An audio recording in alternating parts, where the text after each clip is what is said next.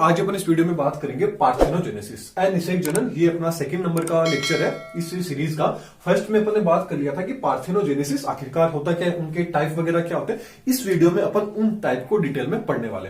तो आपने वो वीडियो नहीं देखी तो वीडियो देख के आइए। पहले मैं थोड़ा सा बता देता हूं कि भाई पार्थेनोजेनेसिस होता क्या है। तो देखिए, अनिषेक जनन नाम से पता चल रहा है। अनिषेक जनन मतलब ऐसा रिप्रोडक्शन जो बिना निषेचन के हो जाए, बिना फर्टिलाइजेशन के हो जाए, उसी को अपन क्या बोल देते हैं, पार्थेनोजेनेसिस बोल देते हैं। मतलब कि कोई गेमेट है, ये गेमेट क्या होगा, बिना फ्यूजन के, मतलब ये जो गेमेट है ये गेमेट बिना फ्यूजन के, विदाउट फ्यूजन, यदि किसी न्यू जनरेशन में, मतलब न्यू जनरेशन के अंदर क्या हो जाए, कन्वर्ट हो जाए, नई जनरेशन अपन को देखने को मिल जाए, तो उसी को अपन क्या बोलेंगे, अनिषेक जनन बोल देंगे। मतलब बिना निषेचन, बिना फर्टिलाइजेशन के होने वाले जनन को, रिप्रोडक्शन को अपन क्या बोल देते हैं, पार्थेनोजेनेसिस बोल देते हैं। अब पार्थेनो अपन ने बात किया था कि जो पार्थेनोजेनेसिस होता है ये टोटल दो टाइप्स का होता है। कितने टाइप का होता है पार्थेनोजेनेसिस? दो प्रकार का होता है। कौन कौन सी बात की थी? एक तो बात की थी नेचुरल, एक तो नेचुरल पार्थेनोजेनेसिस, एक होता है आर्टिफिशियल। आर्टिफिशियल या इंड्यूस, मतलब आर्टिफिशियल या इंड्यूस जो पार्थेनोजेनेसिस होता है, ये दो प्रकार का होता है पार्थेनोजेनेसिस अनिषेक जनन। एक तो नेचुरल होता है, एक आर्टिफिशियल, मतलब प्राकृतिक होता है, एक कृत्रिम अनिषेक जनन होता है। तो आज अपन इस वीडियो में ओनली बात करेंगे नेचुरल की, क्योंकि यदि आर्टिफिशियल भी बच्चों, इसके बहुत ज्यादा टाइप है। इसके इतने टाइप नहीं है क्योंकि इसको अपन आगे डिटेल में पढ़ लेंगे।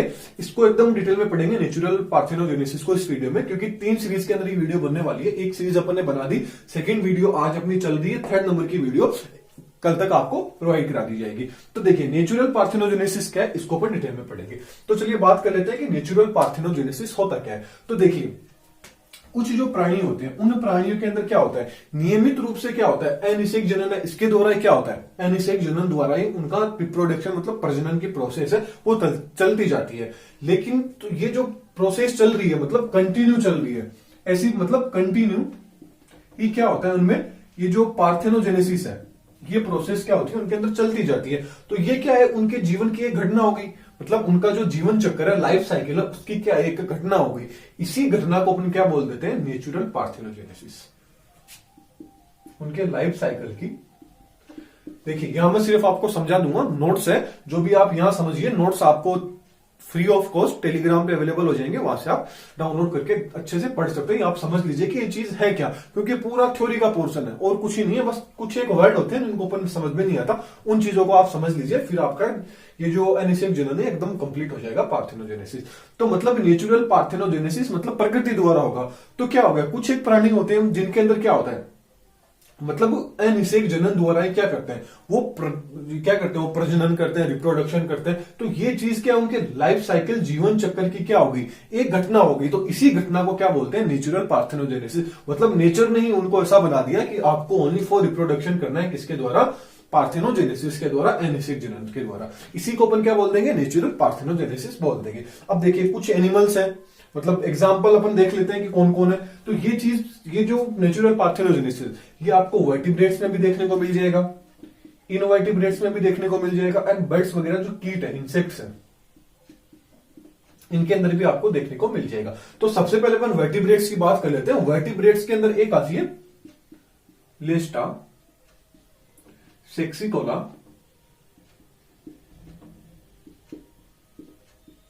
आर्मोनिका। ये एक प्रकार की क्या होती है, छिपकली होती है।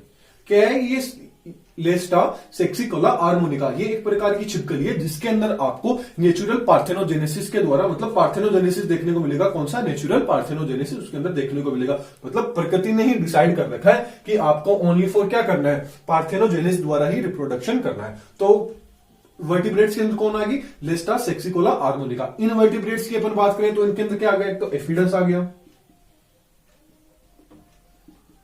क्या आ गया, एफिडस आ गया, और क्या आ गया, रोटिफर्स आ गया।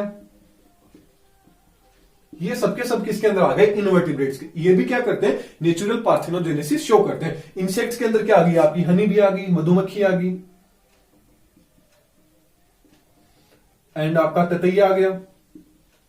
ये सबके सब किसके, ये सबके सब किसके अंदर आ गए, आपके नेचुरल पार्थेनोजेनेसिस के एग्जांपल हो गए। एक आधे एग्जांपल है जो आपको याद रखने पड़ेंगे क्योंकि ये अपनी एनसीईआरटी के अंदर दिए हुए हैं, ये एग्जांपल अपन को याद रखना पड़ेगा। वर्टिब्रेट्स का आ गया, इनवर्टिब्रेट्स का आ गया, इंसेक्ट्स का आ गया। तो नेचुरल पार्थेनोजेनेसिस क्या होगा, जो नेचर के द्वारा डिसाइड किया हुआ पार्थेनोजेनेसिस होगा, जो उनके लाइफ साइकिल की कोई ना कोई घटना है, जो मतलब ये उनका जीवन चक्र की एक घटना है, इसी को अपन क्या बोलते हैं, नेचुरल पार्थेनोजेनेसिस बोल देते हैं। अब ये जो नेचुरल पार्थेनोजेनेसिस है ना, ये भी टोटल 2 प्रकार का होता है।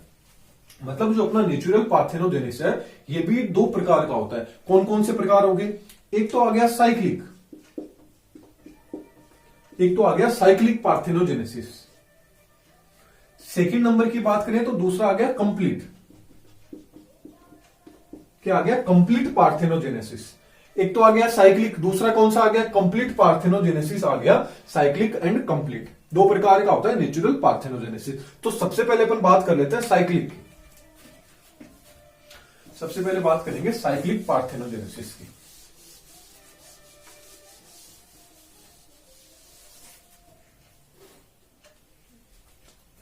फर्स्ट अपन बात कर लेते हैं साइक्लिक। साइक्लिक पार्थेनोजेनेसिस क्या होता है, किसका है, नेचुरल पार्थेनोजेन का एक पार्ट है। इसका क्या है, ये पार्ट है साइक्लिक पार्थेनोजेनेसिस। तो साइक्लिक पार्थेनोजेनेसिस नाम से पता चल रहा है साइकिल, मतलब ये सारी की सारी प्रोसेस किसके रूप में चलेगी, साइकिल के रूप में आपको देखने को मिलेगी। कैसे, इस प्रकार का जो रिप्रोडक्शन होता है, इसके अंदर जो प्राणी होते हैं उनके अंदर क्या होगा, लैंगिक जनन भी देखने को मिलेगा एंड अनिषेक जनन। मतलब पार्थेनोजेनेसिस की जो प्रोसेस है ये भी आपको देखने को मिलेगी। और ये दोनों की दोनों क्या चलेगी, एकांतर क्रम में, ज्यादातर आपको ये एकांतर क्रम में देखने को मिलेगी। मतलब कुछ प्राणियों के अंदर साइक्लिक पार्थेनोजेनेसिस क्या होता है कि कुछ प्राणियों के अंदर क्या होता है, आपको जो लैंगिक जनन होगा एंड जो अनिषेक जनन होगा, ये दोनों एक एकांतर क्रम के अंदर आपको देखने को मिलेंगे, साइकिल के रूप में देखने को मिलेंगे। उसी को अपन क्या बोल देते हैं, साइक्लिक पार्थेनोजेनेसिस बोल देते हैं। लेकिन ये कई तरह से विभिन्नताएं हो सकती है, मतलब साइक्लिक तो होगा लेकिन इसमें भी वेरिएशन आ सकता है। जरूरी नहीं है कि वो एकांतरी क्रम में पहले लैंगिक जनन चलेगा, फिर अलैंगिक जनन अनिषेक जनन चलेगा, फिर वापस लैंगिक आ गया। कुछ विभिन्नताएं भी आपको देखने को मिल सकती है। जैसे कौन सी विभिन्नताएं, पहली विभिन्नता की बात कर लेते हैं अपन, क्या देखने को मिलेगा। पहले तो ये देखने को मिलेगा कि इनकी जो एक पीढ़ी होगी, वो एक पीढ़ी तो क्या करेगी, कुछ प्राणियों की एक पीढ़ी होगी वो तो लैंगिक जनन शो करेगी, दूसरी पीढ़ी अनिषेक जनन शो करेगी, जो तीसरी पीढ़ी होगी वो फिर से क्या करेगी, लैंगिक जनन शो करेगी। फिर जो अगली पीढ़ी आएगी वो क्या करेगी, वापिस से अनिषेक जनन। अगली जो पीढ़ी होगी वो क्या करेगी, लैंगिक जनन शो करेगी। अगली जो पीढ़ी होगी वो क्या करेगी, अनिषेक जनन। अगली पीढ़ी वापस से लैंगिक। तो ये चीज क्या आ गई, एक साइकिल के रूप में होगी। मतलब पहले क्या कर रहा है, लैंगिक जनन शो कर रहा है, फिर अनिषेक जनन, फिर लैंगिक, फिर अनिषेक, फिर लैंगिक, फिर अनिषेक, फिर लैंगिक। तो ये चीज क्या होगी, एक साइकिल के रूप में होगी। इसीलिए इसको क्या बोल देते हैं, साइक्लिक पार्थेनोजेनेसिस बोल देते हैं। ओके, पहले ही तो कंडीशन ये होगी, कुछ वेरिएशन होते हैं इसके अंदर भी। सेकंड नंबर का यदि वेरिएशन की बात करें तो कुछ, चलिए इसका एग्जांपल भी देख लेते हैं कि ये जो प्रोसेस होगी किसके अंदर देखने को मिलेगी कि पहले अलैंगिक जनन होगा फिर अनिषेक जनन होगा। मतलब पहली पीढ़ी में तो क्या होगा, आपको लैंगिक जनन देखने को मिलेगा, फिर आपको अनिषेक जनन देखने को मिलेगा, फिर से वापस आपको लैंगिक जनन, फिर अनिषेक जनन, फिर लैंगिक, फिर अनिषेक। मतलब पहले सेक्सुअल, फिर क्या देखने को मिलेगा, पार्थेनोजेनेसिस, फिर वापस से सेक्सुअल, फिर पार्थेनोजेनेसिस, फिर सेक्सुअल, फिर पार्थेनोजेनेसिस, फिर वापस से सेक्सुअल रिप्रोडक्शन आपको देखने को मिलेगा। ये सब के सब आ जाते हैं किसके अंदर, एग्जांपल इसका आ जाता है गोल्ड फ्लाई। इसका एग्जांपल, ये चीज आपको किसके अंदर देखने को मिलेगी, गोल्ड फ्लाई में देखने को मिलेगी। नेक्स्ट पॉइंट की बात अपन करते हैं। तो नेक्स्ट विभिन्नता आ जाती है कि कुछ पीढ़ियों के अंदर क्या होगा, स्टार्टिंग तो कहां से होगी, आपकी अनिषेक जनन से होगी। जो स्टार्टिंग होगी, मतलब जो पहली पीढ़ी है वो पीढ़ी तो क्या कर देगी, लैंगिक जनन शो कर देगी। जरूरी नहीं है लैंगिक ही करेगी, पहले अलैंगिक जनन है वो शो कर देगी, जो अनिषेक जनन है वो शो कर देगी। तो यदि लैंगिक जनन शो कर दिया तो फिर क्या होगा, फिर से अनिषेक जनन होगा, फिर से अगली पीढ़ी में अनिषेक जनन होगा, फिर से अगली पीढ़ी में अनिषेक जनन होगा, फिर से अगली पीढ़ी में अनिषेक जनन होगा। उसके बाद में आपको क्या देखने को मिल जाएगा, लैंगिक जनन देखने को मिल जाएगा। फिर क्या आ जाएगा, लैंगिक जनन हो जाएगा। मतलब एक काफी अंतराल आ जाएगा कि वापस से ये लैंगिक जनन, सेक्सुअल जो रिप्रोडक्शन है शो करने के अंदर कितनी एक पीढ़ी आ गई, 1 2 3 4, टोटल 4 पीढ़ियों बाद में लैंगिक जनन शो कर रहा है। ठीक ऐसे ही क्या हो जाएगा, लैंगिक जनन से हो गया, फिर से वापस अलैंगिक, फिर से अलैंगिक, फिर से अलैंगिक, फिर से अलैंगिक, फिर से अलैंगिक, फिर से वापस लैंगिक जनन शो कर देगा। सॉरी, अनिषेक जनन, अनिषेक जनन, अनिषेक जनन, अनिषेक जनन, फिर से वापस क्या कर देगा, लैंगिक जनन शो कर देगा। तो ये चीज क्या है, एक क्रम के रूप में चल रही है, लेकिन ये क्रम की साइकिल है, ये साइकिल क्या है, काफी लंबा हो गया, क्योंकि पहले लैंगिक जनन शो किया, इसके बाद काफी अंतराल बाद में वापिस से लैंगिक जनन शो किया, लेकिन फिर से क्या हो गया, अनिषेक जनन चलता रहा, फिर कई पीढ़ी आई, उसने लैंगिक जनन क्या कर दिया, शो कर दिया। तो ये साइकिल क्या हो गया, लंबा चल गया। ये विभिन्नता देखने को मिलेगी। और तीसरी विभिन्नता तो आपको पता ही चल गई कि ये एकांतर क्रम के अंदर नहीं आपको देखने को मिलेगी, मतलब काफी टाइम लग सकता है आपको ये चीज एकांतर क्रम देखने के लिए। तो ये 3 कंडीशन दे दी साइक्लिक के अंदर। नेक्स्ट अपन बात कर लेते हैं कंप्लीट पार्थेनोजेनेसिस क्या होता है। नेक्स्ट बात, तो सेकंड अपन बात कर लेते हैं कंप्लीट पार्थेनोजेनेसिस कि कंप्लीट पार्थेनोजेनेसिस होता क्या है। साइक्लिक की अपन बात कर चुके हैं, तो साइक्लिक में अपन ने क्या पढ़ा था कि सबसे पहले क्या होगा, लैंगिक जनन होगा, उसके बाद में अनिषेक जनन होगा, फिर से लैंगिक जनन होगा। एक कंडीशन तो ये हो सकती है। दूसरी कंडीशन क्या हो सकती है, पहले लैंगिक जनन होगा, फिर अनिषेक अनिषेक अनिषेक चलता रहेगा, फिर क्या हो जाएगा, वापिस से लैंगिक आ जाएगा। ये सारी की सारी प्रोसेस साइकिल, मतलब उसके अंदर क्या था, अपन को कहने के मतलब ये है मेरा समझाने का कि उसके अंदर क्या चलता रहेगा, आपका अनिषेक जनन भी देखने को मिलेगा और लैंगिक जनन भी देखने को मिलेगा। सॉरी, अनिषेक जनन एंड लैंगिक जनन, ये दोनों के दोनों आपको रिप्रोडक्शन देखने को मिलेंगे। जबकि जो कंप्लीट पार्थेनोजेनेसिस होता है, इसके अंदर आपको ओनली फॉर अनिषेक जनन,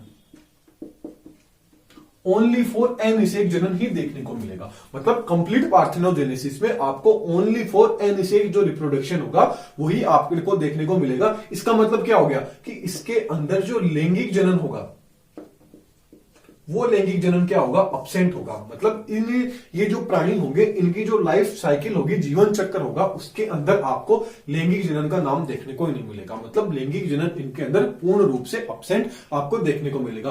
और कंप्लीटली जो पार्थेनोजेनेसिस के द्वारा जो भी ऑफ स्प्रिंग बनेगी, वो सबकी सब क्या होगी, मादाएं होंगी, मतलब फीमेल्स होंगी। वो सबकी सब क्या होगी, आपको फीमेल्स। मतलब कंप्लीट पार्थेनोजेनेसिस के अंदर आपको ओनली फॉर फीमेल्स ही देखने को मिलेगी। लेकिन ऐसी बात नहीं है कि ओनली फीमेल्स ही, 1-2 चांस हो सकता है कि आपको मेल देखने को मिले, है तो चांस तो क्या है, न के बराबर है कि मेल्स आपको देखने को मिलेंगे ही नहीं। यदि चांस ये मिल जाए आपको देखने को कि हाँ भाई इनके अंदर मेल भी है, तो उनकी संख्या क्या होगी, बहुत ही कम होगी। मेल की संख्या क्या होगी, बहुत ही कम होगी। अब कम के साथ ही क्या होगा, नेचर ने उनके साथ क्या कर दिया कि कम तो है, लेकिन वो क्या होंगे, नॉन फर्टाइल होंगे। मतलब वो क्या होंगे, जनन अक्षम होंगे, मतलब रिप्रोडक्शन नहीं कर पाएंगे, वो नॉन फर्टाइल होंगे। तो मेल्स क्या होंगे, इनके अंदर नॉन फर्टाइल होंगे, जनन में क्या होंगे, एक्शन रहेंगे। तो ये चीज किसके अंदर आ गई, कंप्लीट पार्थेनोजेनेसिस के अंदर। तो उसके अंदर पूर्ण रूप से अब जो भी मादाएं क्या होगी, द्विगुणित होती है। अपन को पता है कि जो मादाएं होती है वो सबकी सब क्या होती है, डिप्लॉइड होती है, द्विगुणित होती है मादाएं। तो क्या होगी, इनसे जो अंडे देगी और उन्हीं अंडों के द्वारा पुनः निषेचन होगा और फिर से क्या बनेगी, वो मादाएं बनेंगी, वो भी क्या बनेगी, डिप्लॉइड। मतलब मादा प्राणियों का निर्माण होगा, वो भी कौन सी, डिप्लॉइड फीमेल्स का। किसके अंदर, कंप्लीट पार्थेनोजेनेसिस के अंदर। एग्जाम्पल की अपन बात करें तो इसके अंदर कौन कौन आ जाता है, तो इसके अंदर एक तो क्या आ जाएगा आपका, ग्रास होपर आ जाएगा, एक रोटिफर्स आ जाएगा, और भी आ जाएंगे जैसे तिलचट्टे होंगे, मोथ्स हो गए, ये सब कुछ क्या आ गए, इसके अंदर एग्जांपल आ गए, किसके, कंप्लीट पार्थेनोजेनेसिस के एग्जांपल आ गए। अब देखिए, अब जो पार्थेनोजेनेसिस है, मतलब जो अनिषेक जनन है, ये कंप्लीट हो या साइक्लिक हो, मतलब कंप्लीट हो या चाहे वो साइक्लिक हो, पार्थेनोजेनेसिस, कौन, पार्थेनोजेनेसिस, दोनों में से किसी भी प्रकार का हो, इन्हीं दोनों को, मतलब इनको क्या है, कंप्लीट और साइक्लिक में अंदर, कंप्लीट एंड साइक्लिक के अंदर आपको पता है नर भी होंगे, मेल भी होंगे एंड फीमेल्स भी होगी, मतलब मादाएं भी होगी। नर एवं मादाओं के आधार पर जो पार्थेनोजेनेसिस है, कंप्लीट एंड साइक्लिक के आधार पर, इनको 2 भागों के अंदर डिवाइड किया गया। आगे फिर से, मतलब अपन ने क्या पढ़ा, थोड़ा सा आपको बताने की कोशिश करता हूं कि पार्थेनोजेनेसिस था, वो पार्थेनोजेनेसिस क्या था, दो भागों में डिवाइड कर दिया। वैसे तो प्रीवियस वीडियो में बता चुका हूं, फिर भी बता देता हूं। ये एक तो क्या आ गया, नेचुरल पार्थिनोजेनेसिस हो गया। दूसरा क्या पढ़ लिया अपन ने, आर्टिफिशियल या इंड्यूस पार्थिनोजेनेसिस। अब क्या था, अपन आज बात कर रहे हैं नेचुरल पार्थिनोजेनेसिस के, आगे अपन बात कर लेंगे आर्टिफिशियल की नेक्स्ट वीडियो के अंदर। तो नेचुरल जो पार्थिनोजेनेसिस था, ये अपन ने दो भागों के अंदर इसको क्या कर दिया था, डिवाइड कर दिया था। एक तो अपन ने बोल दिया था कि साइक्लिक होता है, एक अपन ने बोल दिया था कि ये क्या होता है, कंप्लीट होता है। एक क्या होता है, साइक्लिक होता है, एक कंप्लीट होता है। अब ये बोल रहे हैं कि ये जो कंप्लीट है, ये जो साइक्लिक है, ये कंप्लीट है, ये दोनों के दोनों मतलब नर जो मेल है एंड जो फीमेल्स है, इनके आधार पर इनको दो भागों के अंदर डिवाइड किया गया। समझ गए, नेचुरल पार्थिनोजेनेसिस को दो भागों में बांट दिया, साइक्लिक एंड कंप्लीट। इन दोनों को मेल्स एंड फीमेल, इन दोनों में प्रेजेंट होंगे मेल एंड फीमेल, इन दोनों के आधार पर इन किसको, कंप्लीट एंड साइक्लिक को दो भागों में बांट दिया गया है। कौन कौन सा, एक तो आ जाता है हेप्लॉइड, हेप्लॉइड पार्थिनोजेनेसिस, एक आ जाता है डिप्लॉइड,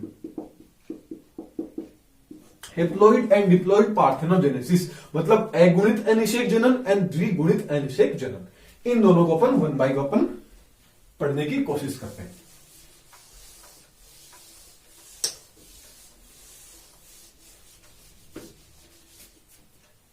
तो पहले भाग की अपन बात कर लेते हैं, हेप्लॉइड। मतलब हेप्लॉइड पार्थिनोजेनेसिस आखिरकार होता क्या है, नाम से पता चल रहा है हेप्लॉइड। हेप्लॉइड मतलब अगुणित,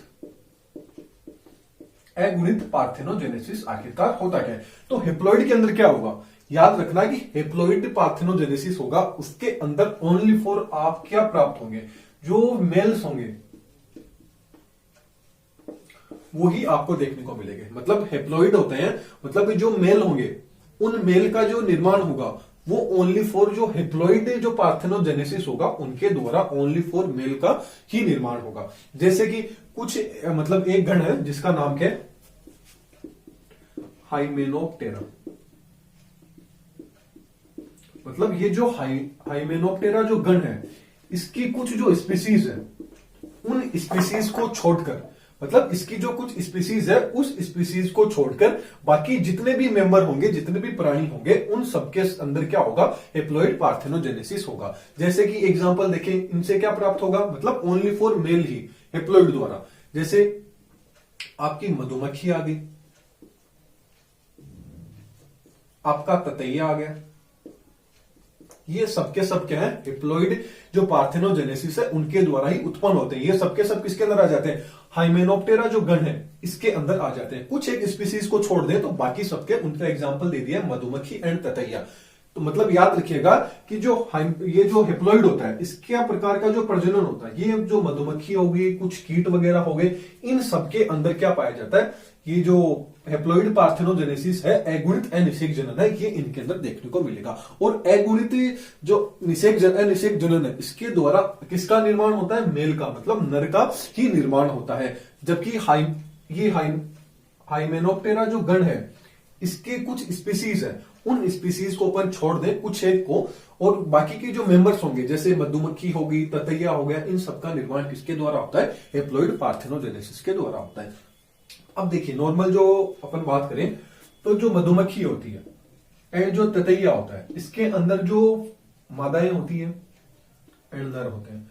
तो मादा होती है जो मधुमक्खी की, उसके अंदर टोटल 22 मतलब 32 गुणसूत्र पाए जाते हैं। जबकि नर के अंदर क्या हो जाएंगे, अगुणिता, मतलब ये तो क्या है, डिप्लॉइड होती है मादाएं तो। जबकि जो नर होंगे वो क्या होते हैं, हेप्लॉइड होते हैं। तो इसकी जस्ट आधी हो जाएगी, कितनी होगी, 16। ऐसे ही ततैया के अंदर बात करें तो ततैया के अंदर कितनी होते हैं, टोटल 20 होती है। किसके अंदर, ये गुणसूत्र मादाओं के अंदर। जबकि नर के अंदर आधे हो गए तो कितने हो गए, टोटल 10 होते हैं। मतलब नर क्या होते हैं, हेप्लॉइड होते हैं। इनके अंदर गुणसूत्रों की संख्या क्या हो जाएगी, आधी हो जाएगी। और मादाएं क्या होती है, डिप्लॉइड होती है। तो हेप्लॉइड की अपन ने बात कर ली। अब अपन बात करते हैं सेकंड भाग, मतलब सेकंड टाइप बात कर ले कंप्लीट पार्थिनोजेनेसिस का। फर्स्ट तो आ गया अपना हेप्लॉइड एंड सेकंड क्या आ गया अपना डिप्लॉइड। कि डिप्लॉइड पार्थिनोजेनेसिस क्या होता है, तो याद रखिएगा डिप्लॉइड जो पार्थिनोजेनेसिस है, इसकी इस अनिषेक जनन के अंदर क्या होगा, अपन को ओनली फॉर क्या देखने को मिलेगी, मादाएं देखने को मिलेगी, फीमेल्स। मतलब हेप्लॉइड के अंदर तो क्या होगा, हेप्लॉइड पार्थेनोजेनेसिस के अंदर तो ओनली फॉर नर देखने को मिलेंगे, जबकि डिप्लॉइड जो पार्थेनोजेनेसिस होगा उसके अंदर आपको ओनली फॉर मादाएं होगी, फीमेल्स होगी, वो देखने को मिलेगी। लेकिन याद रखिएगा ये जो फीमेल्स होती है इनका जो भ्रूण होता है ना, मतलब ये जो डिप्लॉइड पार्थेनोजेनेसिस है इसके अंदर जो भ्रूण होता है उस भ्रूण का जो डेवलपमेंट होता है, वो जो विकास होता है वो किसके द्वारा होता है, अनिषेचित जो एग होता है, क्या जो अनिषेचित एग होगा उसके द्वारा क्या होगा, इसका निर्माण होगा। लेकिन फिर भी क्या होगा, जो भ्रूण बनेगा वो भ्रूण क्या होगा, आपका डिप्लॉइड होगा। मतलब क्या समझिए कि जो डिप्लॉइड पार्थेनोजेनेसिस है, जो द्विगुणित जो अनिषेक जनन है, इसके अंदर जो भ्रूण होगा उस भ्रूण का विकास तो किसके द्वारा होता है, अनिषेचित जो अंडा होता है, एग होता है, उसके द्वारा होता है। लेकिन ये अनिषेचित एग होके भी क्या होता है कि जो भ्रूण बनेगा वो कैसा बनेगा, डिप्लॉइड बनेगा। अब ये डिप्लॉइड कैसे बनेगा, इसको दो भागों के अंदर बांट दिया कि क्या रीजन हो सकते हैं कि डिप्लॉइड ही बनेगा। एक तो आ गया एमियोटिक टाइप आ गया, या बोल सकते हैं एमियोटिक पार्थेनोजेनेसिस। सेकंड, एक तो एमियोटिक आ गया, दूसरा मियोटिक,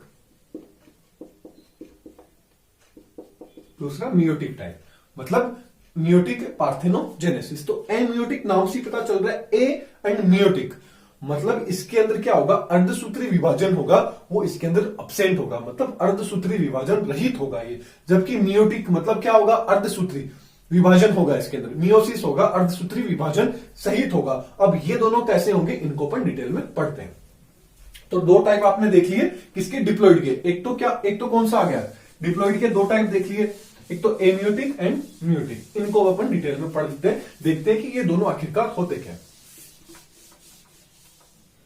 तो फर्स्ट टाइप आता है एमियोटिक टाइप। एमियोटिक टाइप में क्या होता है कि जो oogenesis की जो प्रोसेस होती है, उस प्रोसेस के समय जो फर्स्ट जो मियोटिक डिवीजन होता है, फर्स्ट जो पहला जो अर्धसूत्री विभाजन होता है, वो क्या होता है एमियोटिक के अंदर। एमियोटिक मतलब अर्धसूत्री विभाजन अब्सेंट।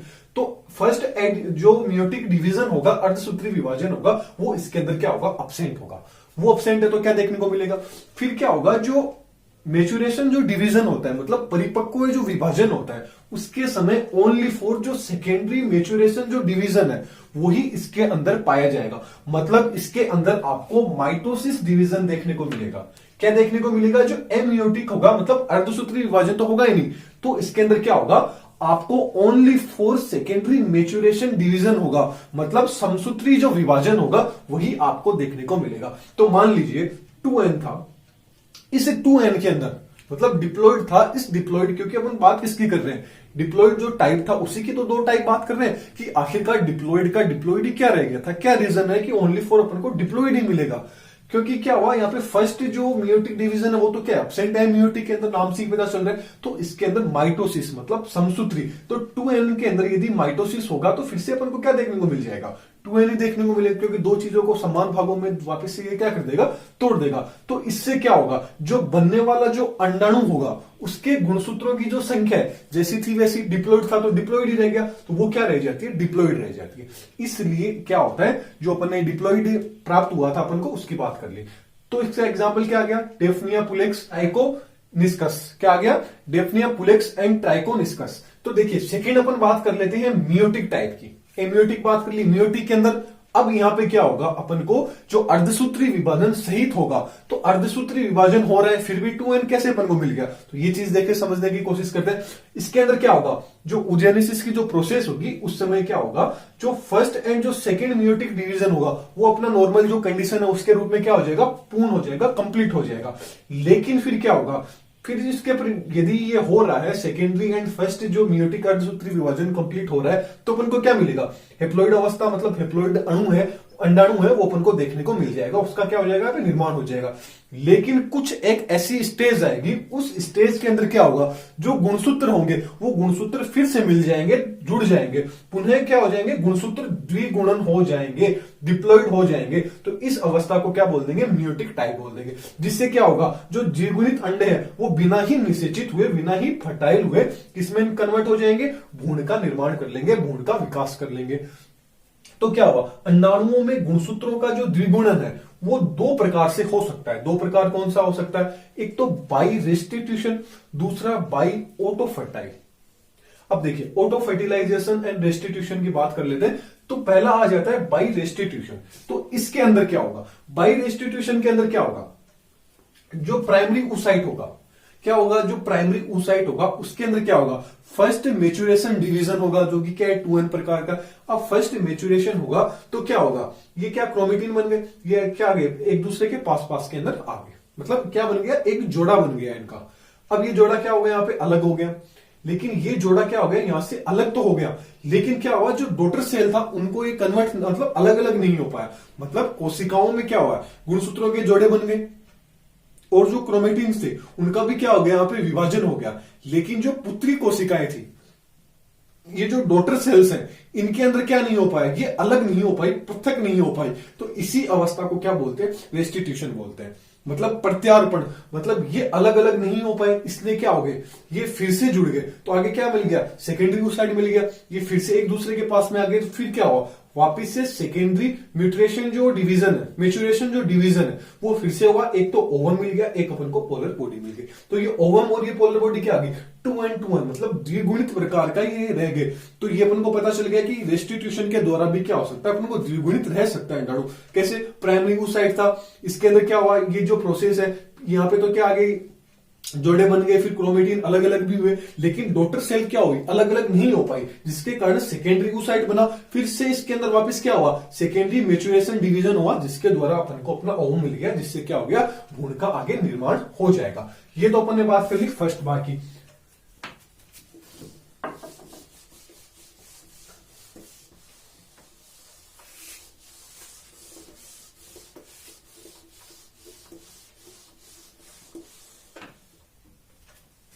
सेकंड ऑटो फर्टिलाइजेशन की बात कर लेते हैं। इसके अंदर क्या होगा, इसके अंदर देखिए पहला क्या है, ये प्राइमरी oocyte है, प्राइमरी oocyte बना हुआ है। इसके अंदर क्या है, इसकी संख्या क्या है, 2n है, पहले से 2n है। अब इसके अंदर क्या होगा, फर्स्ट मेचुरेशन डिवीजन होगा, विभाजन होगा, प्रथम परिपक्व विभाजन होगा, जिसके द्वारा एक तो ओवम का निर्माण हो जाएगा, एक क्या मिल जाएगी अपन को, अपनी पोलर बॉडी मिल जाएगी।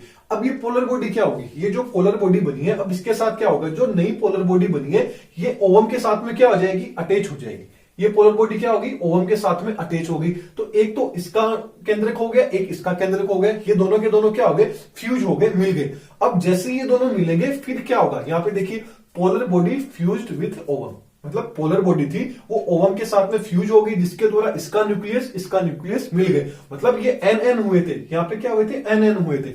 लेकिन फिर क्या हो गए, जो अपन ने परिभाषा में भी अपन ने पढ़ा था, डिप्लॉइड क्या होगा, उसके अंदर क्या होगा, उस प्रोसेस के अंदर कि पहले तो क्या होगा, फर्स्ट एंड सेकेंड जो अर्धसूत्री विभाजन है वो हो जाएगा, लेकिन कुछ न कुछ ऐसी अवस्था आएगी जिसके अंदर फिर से क्या हो जाएंगे, डिप्लीट हो जाएंगे, डिप्लॉइड हो जाएंगे। तो वो सेकंड कौन सी होगी, ऑटो फर्टिलाइजेशन होगी। मतलब पोलर बॉडी आई और ओवम से अटैच होगी, तो दोनों के न्यूक्लियस भी अटैच हो गए। फिर क्या हुआ, इनके अंदर ऑटो फर्टिलाइजेशन हुआ और ये दोनों फिर से किसमें कन्वर्ट हो गए, 2n के अंदर डिप्लॉइड एक का अपन को फॉर्मेशन हो गया। तो इस तरह भी क्या हो सकता है, डिप्लॉइड कंडीशन अपने को देखने को मिल सकती है। तो ये नेचुरल जो पार्थोजेनेसिस था इसकी प्रोसेस कंप्लीट हो चुकी है। नेक्स्ट वीडियो में अपन किसकी बात करने वाले हैं, आर्टिफिशियल थी क्या, जो इंड्यूस पार्थेनोजेनेसिस था उसकी बात करेंगे। तो ये वीडियो कैसी लगी कमेंट बॉक्स में जरूर बताइएगा। नोट्स का मैंने आप लोगों को बोल रखा है या आपने समझ लिया, नोट्स आपको टेलीग्राम पे अवेलेबल हो जाएंगे free of cost. Thank you, next video में अपन फिर मिलेंगे।